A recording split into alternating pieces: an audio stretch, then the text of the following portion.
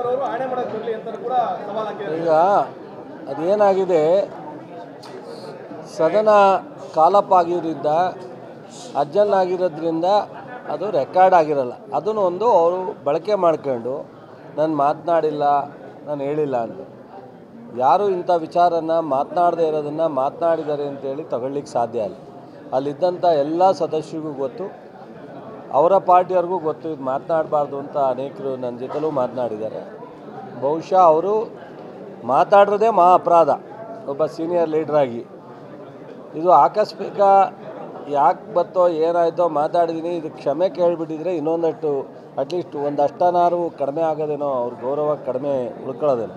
ಅವ್ರು ಇನ್ನೂ ವಾದ ಮಾಡೋಕ್ಕೆ ನಿಂತಿರೋದ್ರಿಂದ ಯಾರೇ ಆಗಲಿ, ಈ ಮಟ್ಟದ ರಾಜಕಾರಣಿ ಆಗಲಿ ಅಥವಾ ರಾಜಕೀಯ ಹೊರತುಪಡಿಸಿ ಆಗಲಿ ಇಂಥ ಪದಗಳನ್ನ ಉಪಯೋಗಿಸೋದು ಗೌರವ ಅಲ್ಲ.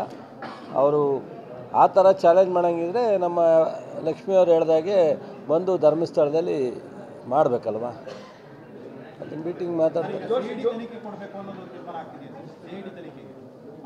ಆಯಿತು, ಅವ್ರು ಕೇಳಿ ಸರ್ಕಾರ ತೀರ್ಮಾನ ತಗೊಳುತ್ತೆ.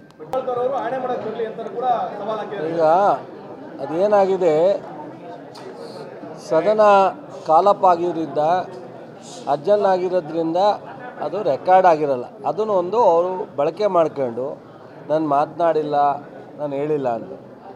ಯಾರು ಇಂಥ ವಿಚಾರನ ಮಾತನಾಡದೇ ಇರೋದನ್ನು ಮಾತನಾಡಿದ್ದಾರೆ ಅಂತೇಳಿ ತಗೊಳ್ಳಿಕ್ಕೆ ಸಾಧ್ಯ ಇಲ್ಲ.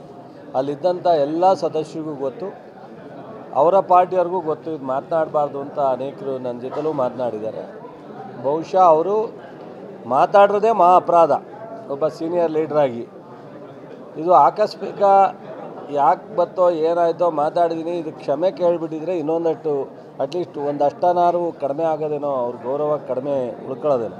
ಅವ್ರು ಇನ್ನೂ ವಾದ ಮಾಡೋಕ್ಕೆ ನಿಂತಿರೋದ್ರಿಂದ ಯಾರೇ ಆಗಲಿ, ಈ ಮಟ್ಟದ ರಾಜಕಾರಣಿ ಆಗಲಿ ಅಥವಾ ರಾಜಕೀಯ ಹೊರತುಪಡಿಸಿ ಆಗಲಿ ಇಂಥ ಪದಗಳನ್ನ ಉಪಯೋಗಿಸೋದು ಗೌರವ ಅಲ್ಲ. ಅವರು ಆ ಥರ ಚಾಲೆಂಜ್ ಮಾಡೋಂಗಿದ್ರೆ ನಮ್ಮ ಲಕ್ಷ್ಮಿಯವ್ರು ಹೇಳ್ದಾಗೆ ಬಂದು ಧರ್ಮಸ್ಥಳದಲ್ಲಿ ಮಾಡಬೇಕಲ್ವ, ಅದನ್ನು ಮೀಟಿಂಗ್ ಮಾತಾಡ್ತಾರೆ. ಆಯಿತು, ಅವ್ರು ಕೇಳಿ ಸರ್ಕಾರ ತೀರ್ಮಾನ ತಗೊಳುತ್ತೆ.